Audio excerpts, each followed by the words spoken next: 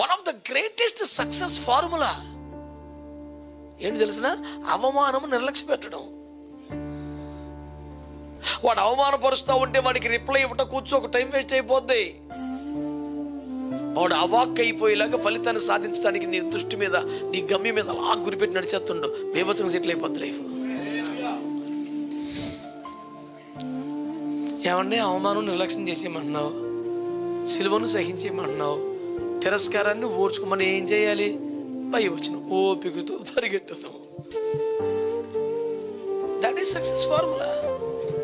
4 ముక్కల వల్ల మీకు మీ దృష్టికి చెప్తే దేవుడు నన్ను పంపించింది. ఒక్కటి అవమానం నిర్లక్ష్య పెట్టాడు. వాడు చాలా అవమానం ఇచ్చాడన్నా తీసుగా ఫలితంతో సేవ చెప్తాం వాడికి. ఎందుకు వదిలేదాన్ని? అవమానం నిర్లక్ష్యం పెట్టాలి, సిలువను సహించాలి, తిరస్కారమును ఓర్చుకోవాలి. మరి ఇంకేం చేయమంటావు? ఓపికతో పరిగెత్తాలి.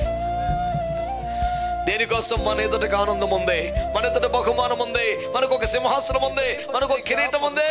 అధ్యాయము 2-3 వచనాలు చదివి పెడతారా?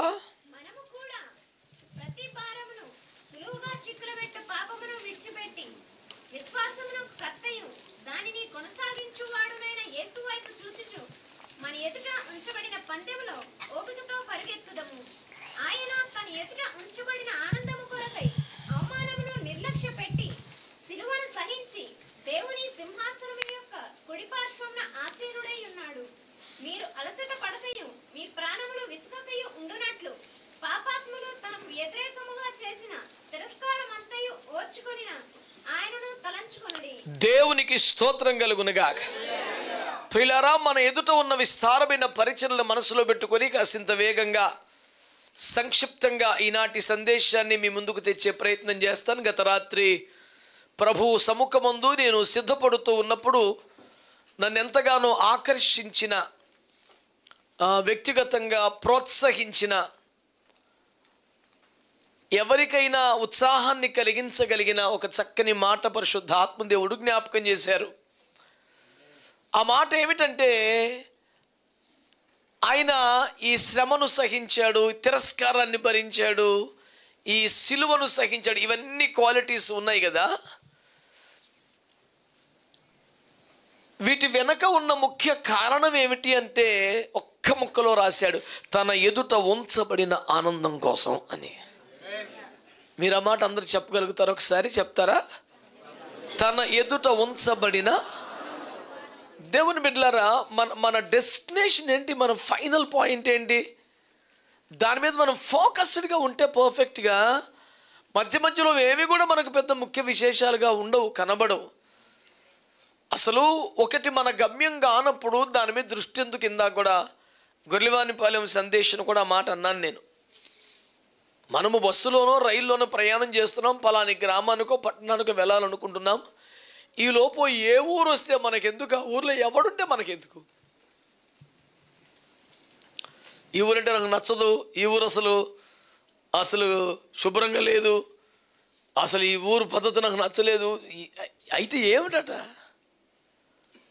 అది మన గమ్యం కానప్పుడు, అది మన చివరి మజిలీ కానప్పుడు, మనం కేవలం దాన్ని దాటిపోతున్నప్పుడు, ప్రయాణంలో భాగంగా అది అలా వస్తుందంతే. అక్కడ మనం అసలు ఆగనే ఆగం ముందుకెళ్ళిపోతాం అన్నప్పుడు అది ఏదైతే మనకెందుకు? అసలు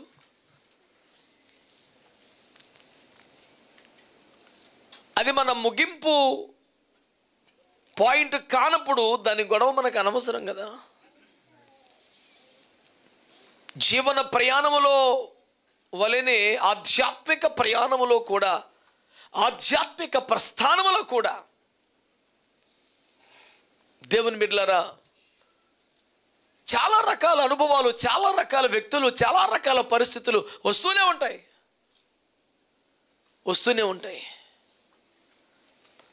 మనము దాటి వెళ్ళిపోవాలి. కానీ ఆ సిచ్యుయేషన్ దగ్గర, వ్యక్తి దగ్గర ఆగిపోతే మనం గమ్యానికి చేరలేం కదా. యేసుక్రీస్తు ప్రభు వారికి కూడా శరీరధారిగా ఈ భూమి మీదకి వచ్చి మహిమగల సేవ చేసిన ఆ కాలంలో ఒక మనిషికి ఎంత దారుణమైన అవమానం రావాలో అంతకంటే ఎక్కువే ఆయనకు వచ్చింది. ఒక్క మాటలో కూడా తప్పు దొరలని ఒక పరిపూర్ణుడైన యేసుక్రీస్తు ప్రభువారు విచిత్రంగా సకల లోపములు కలిగిన మానవుల చేత చాలా ఈజీగా తిరస్కారానికి గురయ్యాడంట. అలవా అని చెప్పి తీసిపాడేసే క్వాలిటీ అయింది ఏమన్నా? ఆయన గబుక్కుని ఏమన్నా తొందరపడి మాట్లాడే రకమా? ఆయన ఏమన్నా పొరపాట్లు చేస్తూ వారికి దొక్కితే అలవా అని చెప్పేసి అనే పరిస్థితుందా? నీ దగ్గర నా దగ్గర తిరస్కరించబడటానికి అవసరమైన పరిస్థితులు ఏమైనా వస్తాయేమో ఎప్పుడైనా. కానీ యేసు ప్రభు దగ్గర ఆయన క్యారెక్టర్ అంటున్నది కాదు కదా.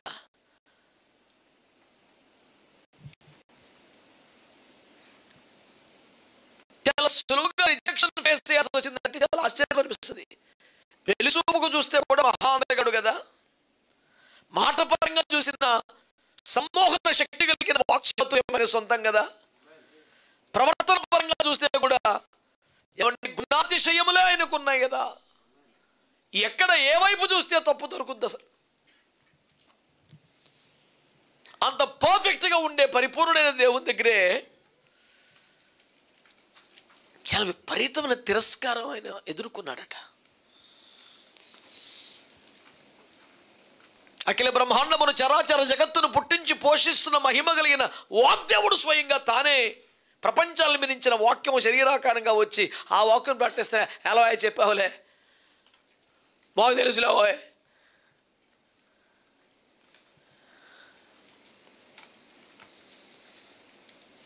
చాలామంది క్రైస్తవుల్లో ఉన్నటువంటి ఒక సమస్య మీరు ఎప్పుడైనా గుర్తించారో లేదో, మన ప్రసంగాల్లో కూడా చాలాసార్లు ప్రస్తావించుకున్నాం. శారీరకంగా, ఆర్థికంగా, కుటుంబ సంబంధాల పరంగా ఎన్ని కష్టాలైనా పంటు బిగువున భరించి మౌనంగా సహించేస్తారు. కానీ ఒక్క మాట అంటే మాత్రం సహించరు. నాకు అర్థం కాను, ఎన్ని బాధలైనా పడగలని ఒక్క మాట పడలేవా?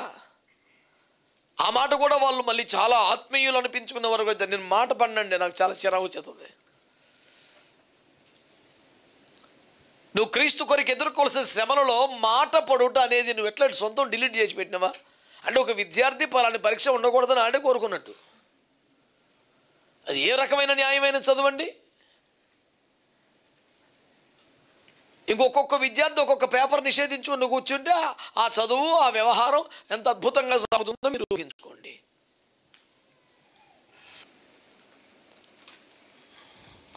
పెద్దలు చాలామంది మాట్లాడితే టీవీల్లో విన్నాను, నేను పేపర్లో చదివాను. సిద్ధి సమాధి యోగా అనే ఒక ప్రక్రియ ఉన్నది భారతదేశంలో. చాలా అద్భుతమైంది. అది సెల్యూట్ చేయాల్సినంత రేంజ్. అది ఏం తక్కువదేం కాదండి, మహాద్భుతమైన సాధన. యోగ సాధన అంటే అంత అడ్డగోలు కదా, సింపుల్గా అయిపోరు. దానికి ఎంతో నియమం, నిష్ట. సింపుల్గా ధ్యాస మీద శ్వాస మీద ధ్యాస అంటారు కదా, అంత సింపుల్గా తిండి మీద కూడా ధ్యాస పెట్టాలి. అడ్డు కూడా తినేయకూడదు. ఏది పెడితే తినేసి అడ్డగోలుగా తినేసి ఏమంటే హెవీగా బిర్యానీ తినేసి అరుగుతలేదని చెప్పి సాయంత్రం పానీపూరిలో నీళ్ళు లోటలకు తాగేసి ఆ యోగి అవడో మనిషి అవడో అంత అడ్డగోలుగా తినేసినాడు. నోరు కట్టుకుంటేనే, అన్నీ కంట్రోల్ చేసుకుంటేనే, జాగ్రత్తగా బతికితేనే అంత యోగ సాధన అంటే అంత సింపుల్ ఏం కాదు. అలాగ అంటే నువ్వు యోగ అయిపోతే పెట్టి నిన్ను కొంచెం క్రమశిక్షణలో పెట్టాలి, కుదురుగా లైన్లో పెట్టాలని పెద్దవారు వాళ్ళు చెప్తారు. అన్నప్రాసన రోజునే ఆవకాయ పచ్చడి తగిలించేయకూడదు కదా, ఊరగా బెల్లం తగిలిస్తారు అలాగే నెయ్యేసి. ఆ తర్వాత ఉంటుంది దేవునికి స్తోత్రం. ఇంత కష్టపడి చేసి ఆరోగ్యాన్ని మంచిగా బీపీలు కానీ షుగర్లు అన్ని కంట్రోల్ పెట్టుకుంటాయి. అలాంటి స్థితిలో ఉండి ఆరోగ్యకరమైన ఆహార సేవనం చేస్తూ నియమనిష్టలు కలిగి అప్పుడు శ్వాస మీద ధ్యాస నిలిపి నియంత్రించి సజీవంగా సమాధులు కలిగి గంటల కొద్ది సమాధి స్థితిలో ఉండిపోయి బయటికి రావడం అనేది మామూలు విషయం కాదు, చాలా గొప్ప. అలాంటి యోగులందరికీ నమస్కారం చేయాల్సింది. అంత అద్భుతమైన సాధన అది. కాకపోతే అది వాళ్ళే చెబుతున్న ఒక సత్యం, అది సజీవ సమాధి. ఏసేది సజీవ సమాధి కాదు. శరీరంలో ప్రతి అవయవం గాయపరచబడ్డాడు. చివరి రక్త బొట్టు వరకు కార్చాడు. చివరికి వాటర్ లెవెల్స్ కూడా పడిపోయాడు. ఒట్టి కట్టెగా మిగిలిపోయాడు. ఎండిపోయిన కట్టెగా దులిపి ఆరేసిలా ఒక వస్త్రంలాగా మారిపోయాడు. ఆ ఒట్టి కట్టెను ఒక్క చొక్క రక్తం లేని, నీరు నిల్వలు లేని, ఎండిపోయిన ఒక కట్టె లాంటి, ఉతికి ఆరేసి దులిపేసినటువంటి ఒక వస్త్రం లాంటి స్థితిలో మట్లో పెడితే యేసు రక్తం ఇచ్చేయి 3వ రోజుకి దేవునికి మహిమ కలుగునుగాక. తాను ముందే చెప్పిన సమయానికి ముందే చెప్పినట్టు సంపూర్ణ ఆరోగ్యవంతుడిగా బల ప్రభావాలతో సమాధి గుండెని చీల్చి సజీవుడిగా బయటకు వచ్చాడు.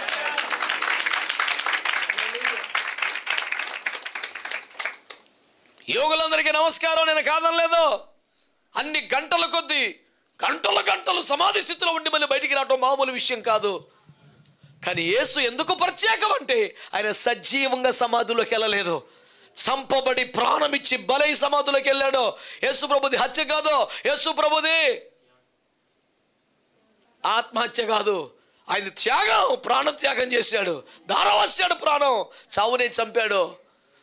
ముందే చెప్పినట్టుగా ఏదో అదృష్టవశాత్తు క్లిక్ అయిపోతాం కాదు, ముందు యాక్యురేట్గా చెప్పి ఎగ్జాక్ట్గా బయటకు వచ్చాడు. ఇంత మహానుభావుడికి, ఇంత రేంజ్ ఉన్నవాడికి, శరీరంలో నివసించిన సకల దైవ పరిపూర్ణతమైనటువంటి దేవునికి తిరస్కారం అంట. అసలు ఊహించడానికే కష్టంగా ఉంది. ఒక ఎమ్మెల్యే గారు వస్తే ఎవడైనా విమర్శించగలడేమో కానీ అంత ఈజీగా తిరస్కరించేయగలడా? ఒక ముఖ్యమంత్రిని తిరస్కరించేయగలడు, ఒక ప్రధానమంత్రిని తిరస్కరించేయగల దేవదేవుణ్ణి, తన మహత్తు గల మాట చేత ప్రపంచంలో నిర్మించిన వాళ్ళని ఆ వాగ్దేవుడు శరీరధారిగా భూమి మీదకి వస్తే ఎలా చెప్పా కానీ మాకు అంత అన్నారు ఈజీగా.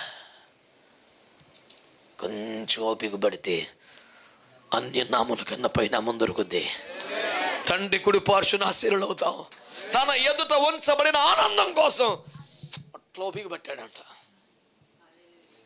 దేవునికి స్తోత్రం చెప్పొచ్చుగా. మనం అని ఎన్ని బాధలు పడతాను కానీ మాట కూడా ఒక బాధేరా పడి. ఎన్నో బాధలు పడేవాడు ఒక మాట పడవచ్చు కదా. అన్నం లేకుండా వారం ఉంటాడంట, మాట పడ్డాంట. ఆ మాట పడేసి భోంచేసి ఇంకా ఈజీ కదా. ఎందుకు అంత ఇరిటేట్ అయిపోవాలి, అంత నెత్తి మీద తెచ్చుకోవాలా? ఇది చాలా ఈ లోకానికి సహజం అండి. నీ గమ్యం వారికి నచ్చలేదు, నీ తీర్మానం వారికి నచ్చలేదు, నీ విధానం వారికి నచ్చలేదు. సింపుల్గా చెప్పాలంటే వాడితో కలవట్లేదని నువ్వు నచ్చలేదు. సింపుల్. యేసుప్రభు ₹1,00,000 పాలసీ చెప్పాడు. నేను పాపమును ద్వేషించుచున్నాను కనుక వారు నన్ను ద్వేషించుతున్నాను అన్నాడు.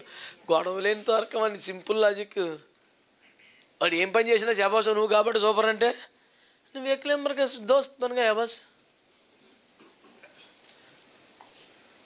అటు తాగేసి అడ్డుగోలుగా వచ్చేస్తంటే ఇంత తాగి ఇంత కుదురుగా నీ తప్ప ఎవరు లేడని మెచ్చుకోవాలండి మనం. ఆడు ఫ్రెండ్ మనకి రేపు నుంచి కొంపకి ఎసరపెట్టి 3 కొంపలు తెరిచినాడు శబాషో అనాలి. ఇప్పుడు ఆడు ఫ్రెండు తప్పది. భార్య బిడ్డలకు అన్యాయం చేస్తున్నాడు, నువ్వు ఎవడరా అది చెప్పడానికి? ఏంట్రా ఆ రోజు మనం టార్గెట్ అడిగి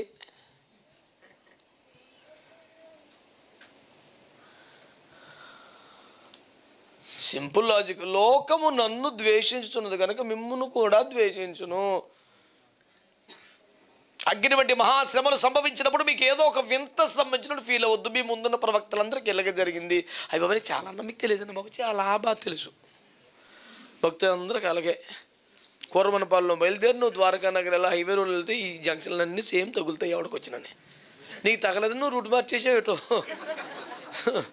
మరి నువ్వు వేరే మార్గం ఎంపిక చేసుకుని ఏమేం చేసేది? ప్రభు మార్గంలో వస్తే, అపోస్తుల మార్గంలో వస్తే, పరిశుద్ధులందరి మార్గంలో నడిస్తే, మందల అడుగుజాడల్లో వెచ్చిన వ్యక్తివైతే నీకు ఆ సెంటర్లు అంతా తగులుతారు బాబు. నీకు దేవుని కృపను బట్టి మాకు అసలు ఏ బాధ కానీ, నింద కానీ, అవమానం కానీ చాలా సంతోషంగానండి, చాలా ఆనందంగా సాగుతాం. అంటే నువ్వు వేరే రూటు, భక్తులందరి మార్గం కాదు నువ్వు ఎంచుకున్నది. ఏమో నాకెందుకు, నాదైతే కాదు. దేవునికి స్తోత్రం కలుగుతుంది. నేను చెప్పే సువార్త ఒక్కటే, ప్రయాణంలో తగులుతాయి పట్టించుకోవద్దు అన్నాను అంతే. పెద్ద ప్రసంగం ఏం లేదు. దానికి గుండెలు బాధేసుకొని మనసంతా కష్టమైపోయి ఇంకా అలాగ ఆరాధన ఇంటికి వెళ్ళినప్పుడు కూడా ఇలాగ వాడు చూసిన పాషగాడి తిట్టేయడం మమ్మల్ని అనుకునేలాగా మొహం పెట్టి ఇంటికి వెళ్ళి అందరూ ఏమన్నా అలా ఉన్నారండి? కాదండి ఇది ఒకలా ఉన్నారు. బాగానే ఉన్నానని చెప్పాను కదా. ఆడు జడిచిపోయి నీకు దండం రా, నీ సావు నువ్వు సావు అందుకని ఇంట్లోకి వెళ్ళి తలుపులు వేసుకొని అంతగా సీరియస్గా ఫేస్ పెడతాడు. ఆడికి ఏం అర్థం అవ్వదు. తెలియని ఫలితాలు విన్నట్టు యేసు ప్రభు దగ్గరికి వెళ్ళిన కానీ ఆడికి బాగుంటలేదు, చిరకుంటున్నాడు ఏదో, అదొకటి అర్థమవుతుంది ఆడికి. నువ్వు చర్చికొచ్చిన పుణ్యం ఇంకొకటి రాకుండా అయింది నాయన. ఎంత అద్భుతం మానవా. అవమానమును నిర్లక్ష్య పెట్టాలంట. మన వల్ల అయిద్దా? I cannot take it, no way, I will see you. అమ్మమ్మమ్మ ఎంత పెద్ద పెద్ద మాటలు. One of the greatest success formula ఏంటి తెలిసిన? అవమానము నిర్లక్ష్య పెట్టడం. వాడు అవమానపరుస్తూ ఉంటే వాడికి రిప్లై ఇవ్వటం కూర్చో ఒక టైం వేస్ట్ అయిపోద్ది. వాడు అవాక్ అయిపోయేలాగా ఫలితాన్ని సాధించడానికి నీ దృష్టి మీద, నీ గమ్యం మీద అలా గురిపెట్టి నడిచేస్తుండు. బేబత్సంగా సెటిల్ అయిపోద్ది లైఫ్.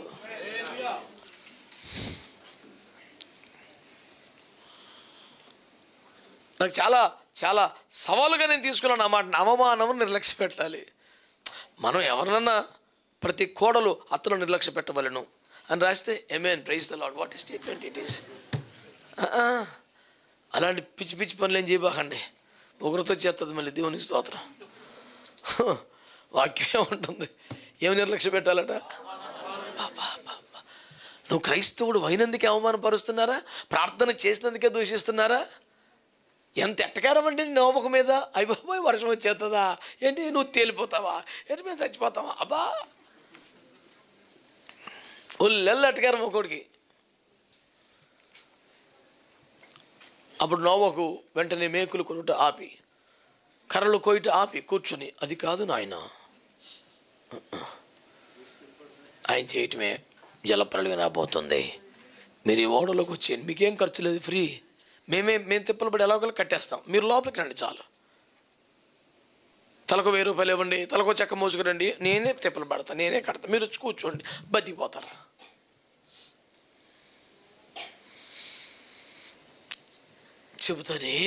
చెబుతానే ఉన్నాడు.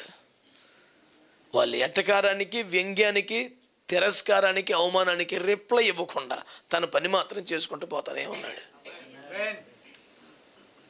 కొత్త భూమికి, నూతన సృష్టికి వాళ్ళే కదా మూలకర్తలు అయ్యారు. ఏది కరెక్టు, ఏది గొప్ప, మనం వాదిద్దాంరా, కూర్చుందాంరా అని చాలామంది అంటుంటారు. నేను అంటాను సింపుల్గా, మీరు స్వర్గం నరకం అని ఉన్నాయి నమ్ముతున్నారా? అసలు అట్లాంటి ఏమీ లేవు, దేవుడు లేడు అని నీతో వాదించడానికి ఏమి లేదేక. ఏం వాదించాలి? స్వర్గం ఉంది కానీ దీని రూట్ ఇది కాదంటే అప్పుడు కూర్చుంది, లేదండి ఆ రూట్లు కాదండి, ఇది కరెక్ట్ అండి, అసలు స్వర్గం లేదు, నరకం లేదు, దేవుడు లేడు, నువ్వే ఉన్నావు నాయన మహానుభావుడి మాకు.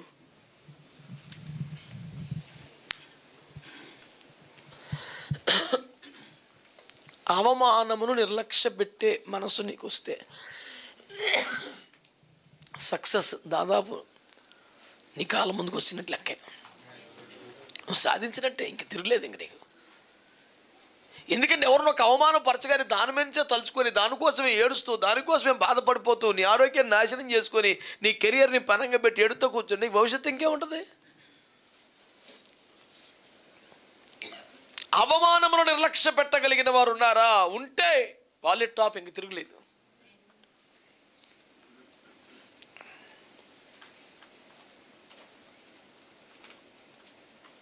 రెండో మాట ఏమని తెలుసు అక్కడ? సిలువను సహించి.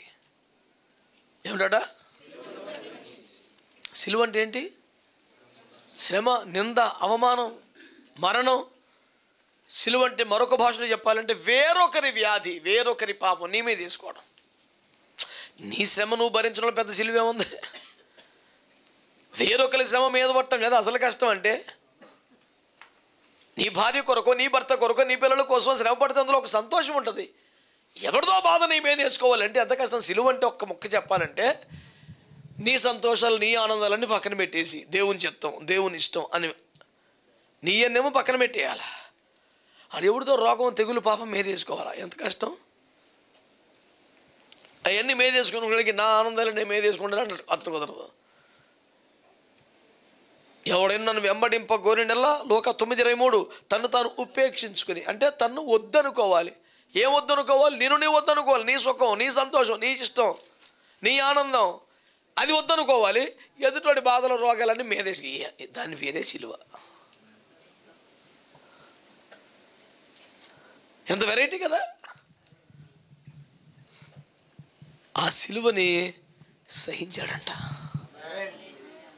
అంటే తన ఆనందాలు తన సంతోషాలు వద్దనుకోవడం, ఎదుటివారి బాధలే ముఖ్యం అనుకుని వారి కోసం ప్రయాసపడటం, అది కదా ఆ సిలువ. కాబట్టి 50 మంది భక్తులకి నా మనవి ఒకటే, మీరు బైబిల్ నిర్లక్ష్య పెట్టకండి, ప్రార్థన నిర్లక్ష్య పెట్టకండి, సంఘం నిర్లక్ష్య పెట్టకండి, వాక్యం నిర్లక్ష్య పెట్టకండి, అవమానం నిర్లక్ష్య పెట్టండి. కొందరు మానుకొని చున్నట్టుగా సమాజం కూడుకుంటే మీరు మానొద్దు. మీరు మానకండి. అందరు చాలా ఈజీగా మానేస్తున్నారు, తప్పదు. ఏదో వంక చెప్తున్నారు. విందు భోజనానికి రమ్మని ఆయన పిలిస్తే ఒకడేమో గేదెని కొన్నానంటాడా, ఒకడేమో పెళ్లి చేసుకున్నానంటాడా, ఒకడేమో పొలం అంటాడా. నిర్లక్ష్య పెట్టకండి, రండి. నిర్లక్ష్య పెట్టకండి. మీరు సహించాల్సింది సిలువ అనుభవాన్ని మీరు సహనంతో ముందుకు నడిపించాలి. మీరు ఓర్చుకోవాల్సింది ఏంటి తెలుసా? తిరస్కారమును ఓర్చుకొని.